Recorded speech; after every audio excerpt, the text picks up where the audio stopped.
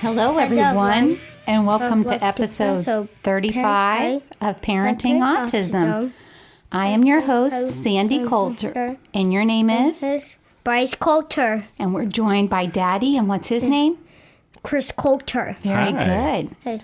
Bryce wanted to be a guest today on the podcast, and he likes to mimic everything I say. That's part of our world.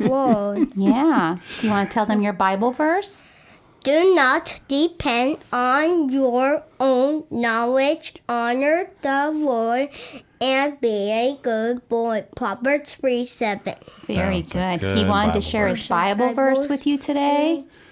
And we also kind of wanted to bring him on here because we're going to talk about being conversational. And he wanted to be on here anyway. He did, so it worked out well. Well. So when we talk to Bryce, he's really good about answering yes and no questions. And he's very good at telling you all the things that he's thinking and expressing all his thoughts.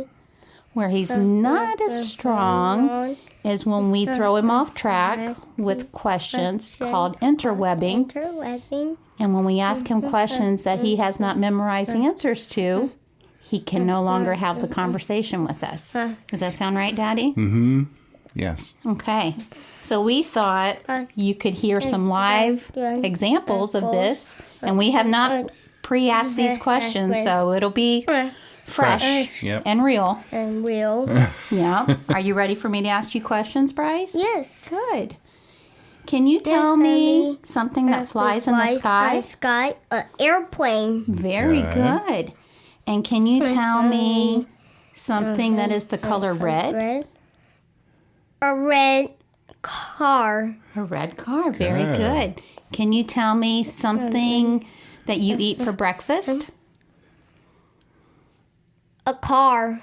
You eat a car for breakfast? No, it's not good. It makes you sick. Yeah. Right. What do you eat for breakfast? Oatmeal. Oatmeal. Very good. Can you tell me where you sleep? At night. At night? Can you tell me where you sleep? At night is when you sleep. Can you tell me where you sleep? Where do you sleep, Bryce? In the bed. Good. Okay. Can you tell me why you sleep? Why you sleep? Yeah, why do you sleep? Because? Because it's dark. Because it's dark outside? Is it because you're tired? There's the Thomas clock. Yeah, the Thomas clock Let's is see missing it. from your room. And this is a great example of Bryce's short attention span or escaping, because I'm asking him questions that are difficult and he can't answer them, so he's totally throwing us to a whole other subject so that he doesn't have to answer the question. He's also very observant, so I took the Thomas clock out of our studio today because it makes a tick-tock sound, and I didn't want everybody to be annoyed by that, but he noticed that it was gone. He is very observant. And also, I just want to mention last week, there's this little remote control for our air purifier. And it's supposed to go on the machine, but the machine's on the floor, and he was always fiddling with it.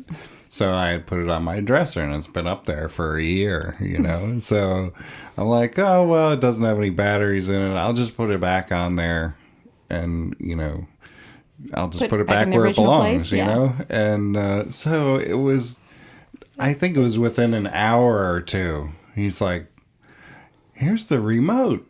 I was like, what remote? And he's like, the remote for the... Yeah, he knew what it was. He knew what it was. And I'm like, how did you even know that that was back in its home? You know, it's been gone forever. He was just very, very observant. He's very observant. Are you observant? Observant. Yeah. Yeah. Can you tell me, what do we do with the sink in the kitchen? We did some school. We do school? What do we do with the refrigerator in the kitchen? The food. Bless you. And the bacon. You're very good. Yeah. Okay, yes. You think you're done with questions? Yes. I thought you were. Okay, can you tell everybody and you'll see them later? See you later. Tell them have a great day. Have a great day. Okay. Bye. Bye. Okay, so we're back now, and I'm glad that Bryce was able to have that little bit of time with us. He is still in the house, so warning, he could pop in at any time, but I think we have him occupied now. And I just really thought this would be a good day to talk about conversations, quote unquote, with Bryce, because he's verbal now. He says a lot of words. He's able to talk in sentences. He was not able to do that, when the school year ended last year. That was one of our goals, was that he would be able to string words together into a sentence. And we've achieved that, which is wonderful. He's communicating better on basic needs, but as we've talked over the past few days between ourselves, we feel like he has a big problem with comprehension. So even though he can tell us what he wants to eat, or that the sun is out and it's hot outside, it just doesn't go much further than that. He knows his Bible verse, obviously, and we read books with him, but the comprehension part, he still needs help. Don't you think comprehension, part of that is also coming with, he doesn't understand context, so he's able to express a lot of his thoughts, but he doesn't know when the appropriate time is to say those thoughts. Like, he says them when they don't make any sense at all, even though it's something that's accurate. If it's not in the right context, it doesn't make any sense. And I think he does a lot of that just because he wants to talk and he wants to have conversations with people, not just us. And, there's other people. Like, now he wants to call people on the phone. And that's a new thing. So obviously we're select as to who he can call, because he just doesn't know what to say, but he wants to talk. I think that's a great thing because it gets him into the back and forth talking, so that's like the next step. And then he is pretty good about telling people on the other end his thoughts. In random order. He has no order. problem telling his thoughts, and he's pretty much recapping whatever he did that day or something he's wanting to do.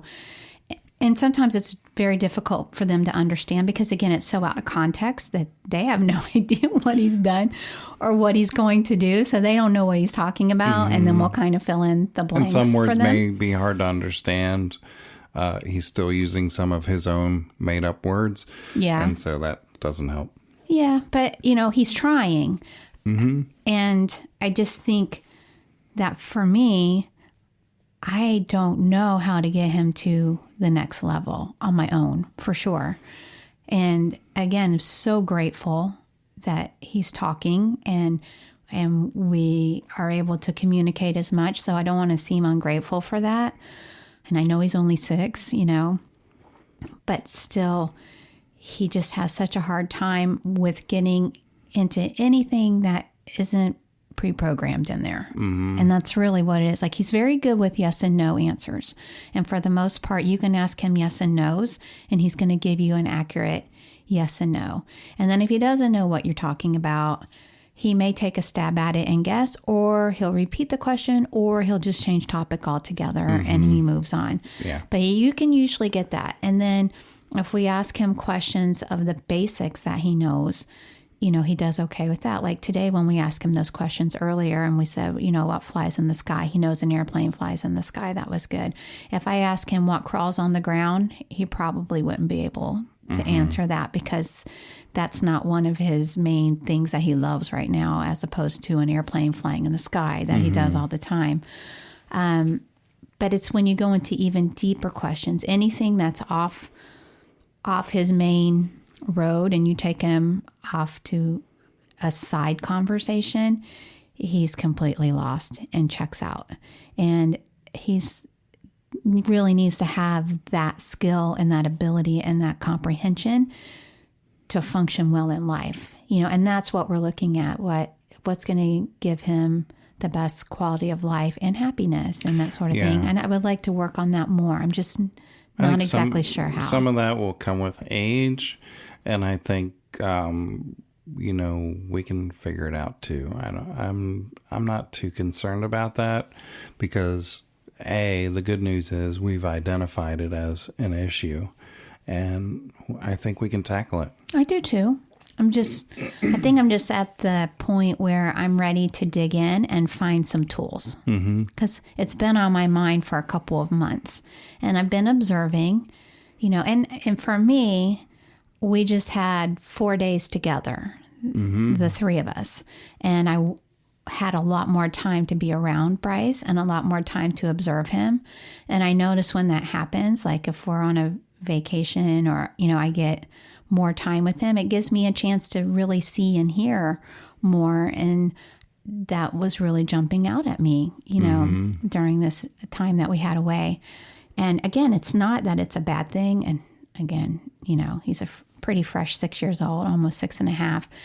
And he is learning and he wants to learn and he wants to converse. And to me, that's half the battle. I mean, they call him the mayor down at his therapy place because he is friendly with everybody and he wants to interact with everybody.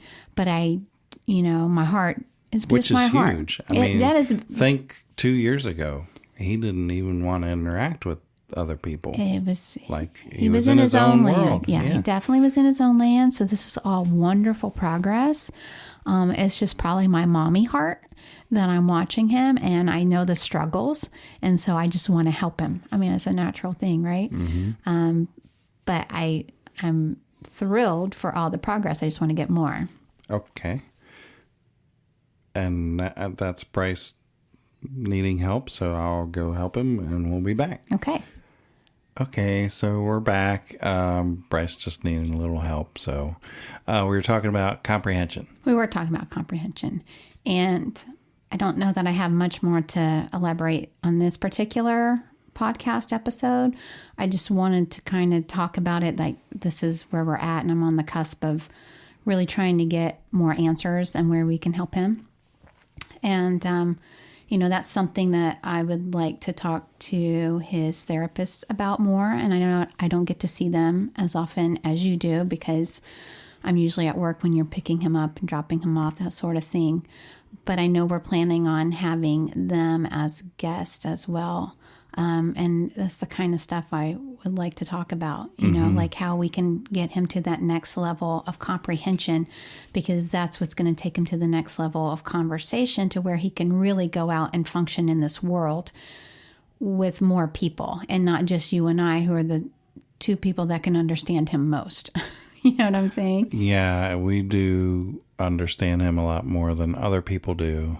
And yes, our goal is to get him to be independent and be able to have important conversations. So, but again, he's 6. We got a long way to go, and we'll get there. I think it's just like one of those things that I don't want to get too complacent, because I'm definitely at this place of acceptance with, Bryce and his diagnosis, and this is our life, and I'm totally fine with that. But I also feel like I don't want to go into neutral, and I definitely don't want to go into reverse.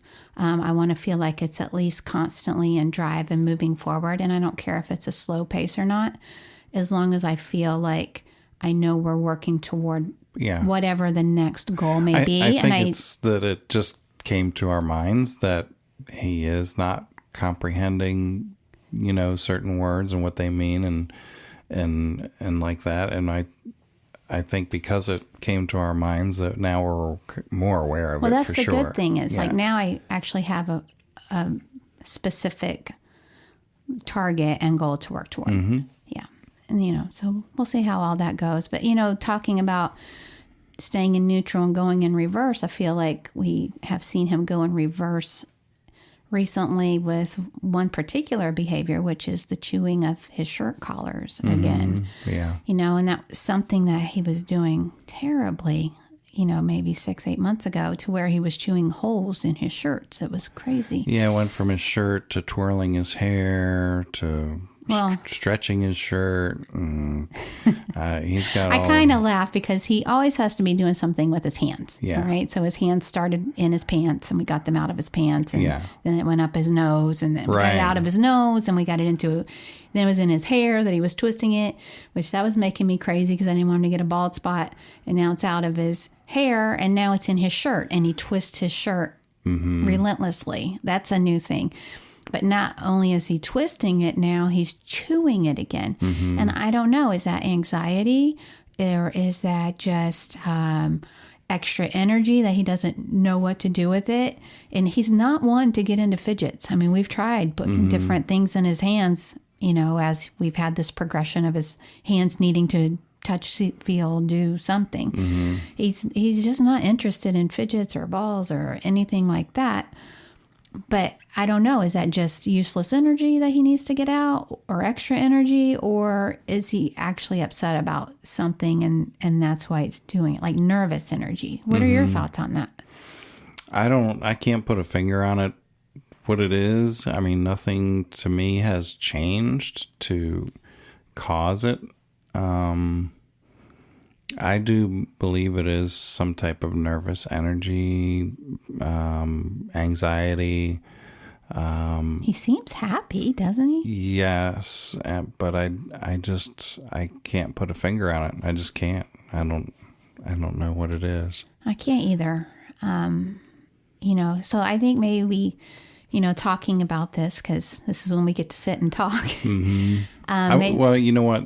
There really is only one thing that has changed, and that came to my mind is that we have not been giving him his supplements as religiously as we have been. So he's had a lot of. We were in the process of switching some things up. We took some things out. So that part has changed. It has changed. So maybe that's something. And we're starting a new regimen because I know that I observed that as well. And so, and I was thinking to myself as I was giving it to him yesterday, like, I really want to keep this faithful and written down so that we know each other has given it to him and that he's getting it every day. And then I will be curious to see if this changes some of those behaviors.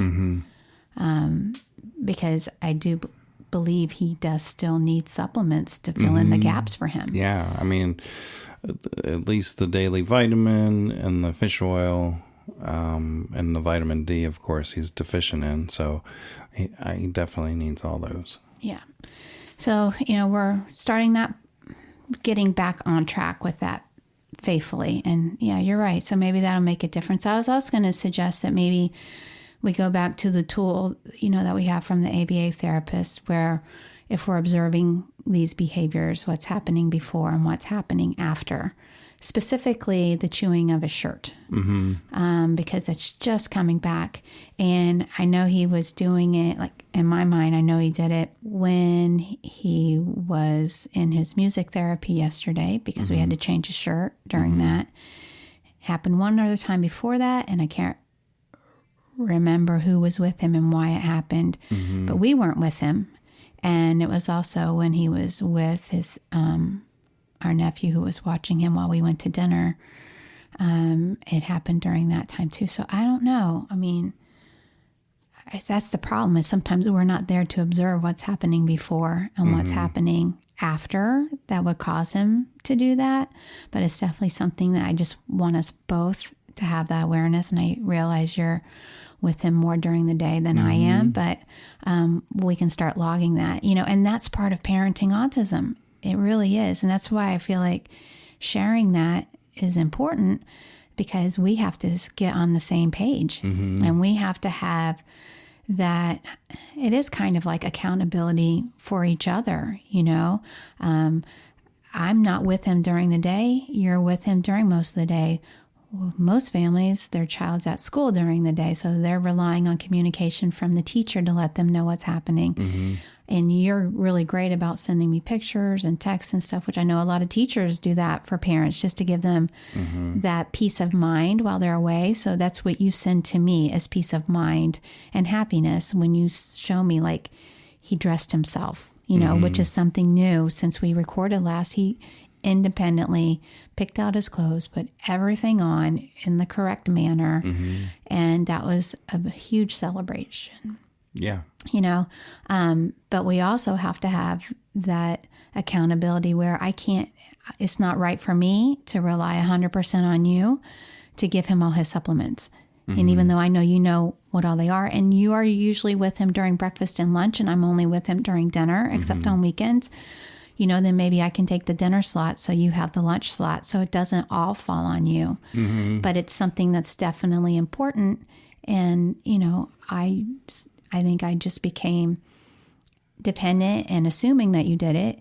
And then when I would ask, it would be like, no, because, this happened, that happened, and life happens. I get it. So, getting out a visual calendar again, and then we just check it off that we gave it to him, I think will be the plan. I think what happened was we got him back to his geneticist, and there was a question as to whether the carnitine, if he still needed the supplement. And so we kind of looked at everything else we were giving him at that time, and she wanted us to take a break for 2 weeks on that while, his blood level normalized, and then we had him tested. So during that 2 weeks, I think we stopped most everything because of that. And then it's just a matter of getting back into routine. That's really it, isn't it? And we had to have his vitamin D checked. We had to see the doctor about the vitamin D after that. So it's just been kind of goofy. But once we get back on track, I think it'll be fine. We just got to get into that habit. Well, I think we're there. Yeah. I made the commitment. We're there. I know we're there. So that's good. And, we'll be able to give feedback, in several weeks from now if we're really seeing the difference with that, which I hope to say that we will see differences. But everything else, I think, has been going pretty well. A little update, that we just started the horse or the equine therapy and his music therapy really this year. So January as we roll into February. And that's one thing, we've talked about, like he has something on the calendar 7 days a week, but we know that he loves it. I mean, I know he loves having the horses and the music. And even though he's got that love-hate relationship with live instruments, we've seen him now actually strum the guitar, and he's excited and proud of himself that he's doing that. So we're seeing the progress. And I kind of look at both of those quote-unquote therapies, because they are therapeutic for him, but it's really like an extracurricular for him. He doesn't play soccer, he doesn't play t-ball, he doesn't have Boy Scouts. We're putting his extra time and his extra energy. He had soccer, but but you know what I'm saying? Season. Like to me, it's an extracurricular activity for him and not another quote unquote therapy. As opposed to occupational and language, that's more work for him. Where the music and the horses, while it's helping him, and it really is helping his brain and the way he thinks and his anxiety and all of that, it comes across as play to him and not as work. Right. So those are a good balance. And then the other thing that we have on his schedule is in our area, they have Special Olympics, and they have it for the younger kids to prepare them for the next, I guess, phase of Special Olympics, which is what I was more familiar with, where they're actually doing and competing. This is younger kids. I think, is it up to age 6 or 7? 7. And so this age, they're just trying to find out what they're interested in and what they may be good at. And then at age 8, they start training them in the sport or whatever that they enjoy. Right. And for Bryce, he loves to run. It's very, and jump hurdles, right? I mean, we've seen that. Yeah. They'll lay out like at the horse place. He likes it at the horse place and at the gym for the Special Olympics where they put the things out for him to jump. Yeah. He is all over that. So maybe he's going to be a long jumper, or he's going to run track and jump hurdles. I don't know. I could, it's kind of fun just seeing what he's drawn to. But we have that on Sunday afternoons. And the great news about that is, I think they said it's like, how many months did she tell you last week? Oh, I don't know. It was a long Wasn't it time. like through May or something, like Yeah. 5 months? So if we have to miss a day, you don't feel that guilt. Or if it's a 4-week commitment, you want to be there all 4 weeks. But it's a really nice thing for Bryce on Sundays that we can do. And, it's only an hour. There's other kids there, so it gives him a little bit of that social interaction opportunity and to be around others and get his energy out in a fun, playful way. Yeah, so today they had to cancel that because there was a scheduling conflict at the gym where we go. So instead of doing that today, we're talking about going for a hike in one of our local parks here. So that'll be fun. Getting outside. The weather is so nice.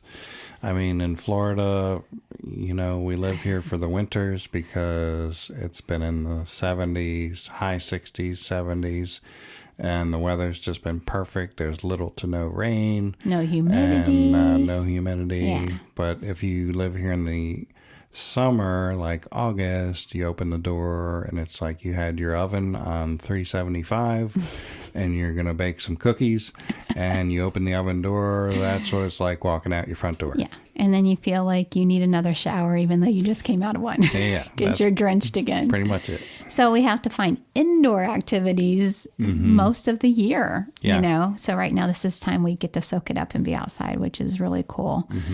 But yeah, so that's, those are the highlights. Another thing we just recently did was we went over to Tampa and we took Bryce to the Science Museum. Yeah. He loves that Science Museum. I thought Museum. it might be time for that because he is really into mechanical things and how things work. So I thought, well, instead of going to another children's museum, which they're okay, and they do have activities that he likes, I thought, well, let's switch it up this time and do the Science Museum because he likes how things work. Yes. And so I didn't know anything about it or what exhibits they had. But what was extra cool for Bryce is that he's so into outer space and astronauts and the moon. And, he's always asking questions about all that. And you even have your telescope where you get it out and show him the moon and the phases, all that sort of thing. Well, they have a whole moon base in the museum. And what was kind of funny about it was, okay, so we get him in to the moon base and I could tell he freezes if he won't move any further if he's concerned about something. Well, he put his brakes on. We're trying to say, no, it's okay. It was dark. It was dark in there. He doesn't like the dark. And when you go inside there, they have this huge picture of the planet Earth against a black sky. And it looks like you're on the moon looking at the Earth. So Bryce thought that we had left Earth and gone to the moon. He really did. And so when I figured out that's what was wrong, because he kept going, we have to go back. We have to go back to Earth. We have to go back to we are still on Earth. We are in the Science Museum. He was not believing it. So I walked him back out and took him into the area of the Science Museum where we came from. And then he looked around and I said, see, we're still on Earth. It's okay. These are toys. Because how much does, again, we're talking about comprehension, right? How much does he truly comprehend? So I was trying to find the right words because I don't think he knows what quote unquote pretend means. Toys was great. But toys was good. I told him they were all toys and we're just playing with toys that look like the moon, but it's not really the moon. Yeah. And so he understood that. Went back in and he did not want to leave. He did not. We were in there for an hour. It so much. So it was just so cute because he is so literal and he thought we were on the moon and he was scared. And then we came out of the exhibit and they had a Apollo computer there that they had on the Apollo spacecraft, and they tell you the sequence to type into the computer to launch the rocket. So Bryce wanted to do that. So once you get all the stuff punched into the computer there, it counts down, and then over the speaker you can hear the rocket blasting off, and it's blast off, lift off, and you hear the rocket going up. So, he thought he really launched the rocket, and he wanted to go run outside and look up in the sky. I know. He goes, look, watch it separate. Yeah, you watch it separate, like the separation of the rocket. So like, no, that's just pretend. But again, trying to get him to understand pretend. Yeah, so toy works better. So yeah, it was really neat. A great place to take your children if you live in that area. And then an unexpected thing there was the hurricane tube, they call it, which is like a wind tunnel. And he saw me do it. I went in there, and it puts the wind up to 80 miles per hour. And so your clothes are ruffling, and your hair is blowing all over. And so I came out, and he wanted to do it. I'm like, I don't know how that's going to go down. Well, it even has, because it's an autism-friendly facility, so they have warnings of sounds. Machine, and that one had the warning. Right. And if you listen to our podcast, you will know that Bryce is very sensitive to sounds. Yeah, so I asked him, I said, well, do you want to do it with Daddy? Yes. I said, okay. And I knew that at any time we could open the door and get out if he kind of, couldn't handle it. So we closed the door, and everything started blowing. He started stimming and jumping up and down. I'm like, wow. And the wind was so loud in my ears. I mean, I guess because I'm taller, I might have been closer to the fan, but it was like that, in my ears. And I had to cover my ears, but Bryce was just jumping up and down. I'm like, oh, okay. And then, so we came out, and he's like, I want to do it again. And he's like, no, Daddy, or something like that. He didn't want me to come in there with him. He wanted to do it all by himself. So that was probably another half an hour of that. Yeah. And he liked watching other people, and then he liked to do it. And he did really well with turn taking, which we're teaching him that. So he had an opportunity to wait for others and to share it, Yeah. It was great. They had a dominoes exhibit, which, he wanted dominoes for Christmas. But I have to say his interest, once again, it's very short-lived. It's like you knock him down once, and then he doesn't like to build at all. Actually, he has been building with Melanie on his breaks for when he takes his ABA breaks. Yeah. That's something that he works for, is setting up his dominoes. So they'll do a very short set of dominoes, and then he gets to knock them over. Well, so that's good. He does enjoy that. I knew I had recommended that she would do that with him because I didn't want them to just collect dust. And plus, it's good for his fine motor skills. Because, someone asked me the other day, does he like Legos? And I'm like, he really doesn't. And he has never, even when he was younger and we had those big mega blocks, he had zero interest in that. We've gotten him different Legos to where it would be building something that would interest him. Yeah, like a rocket. Yeah, and he has zero interest, and I think it's that fine motor. He would much rather break things down or take them apart than to put them together. He's not Bob the Builder. Right. By any means. He's Bob the Destroyer. He is, but they had the big wooden blocks there at the museum, and he did help me build helped you build, which was progress, so it's like those little things that when we have him out, we're just always looking for opportunities to help him. And even if that's not his favorite, he would have stayed in the moon base and in the wind tunnel the entire time, hands down. But we, I would say we forced it because that's how it happens, in a loving way. We made him go do other things. And we would say, no, we need to go do this. And then we can go back to that. Right. You can do that once. Okay, now we need to go do, because we want to expose him to as many things as possible. And that's how he figures out not knowing what else he might like. Likes. Yeah. So that was definitely great. Hello. Hi. Mommy, you please do the end. Are you ready to do the end? Okay, I think we're about ready for the end. Come on over. We promised Bryce that he could come back and do the end with us, and he was such a good boy. Bye, people. Is that all you're saying? Bye, people. What else do you want to say? What else do you say before bye? Maybe say thank you for listening. Thank you for listening to Mommy and Daddy. Aw. That's so nice. Bye, people. Okay, well, we're going to wrap up. We hope you have a great week. Thanks for listening to us. You can find us on all our social medias. What are we on, Bryce? We're on Instagram. And we're on Facebook. And www.parentingautismshow.com. You did it. We did it. We did it. We'll see you later. Okay, bye. Bye, people.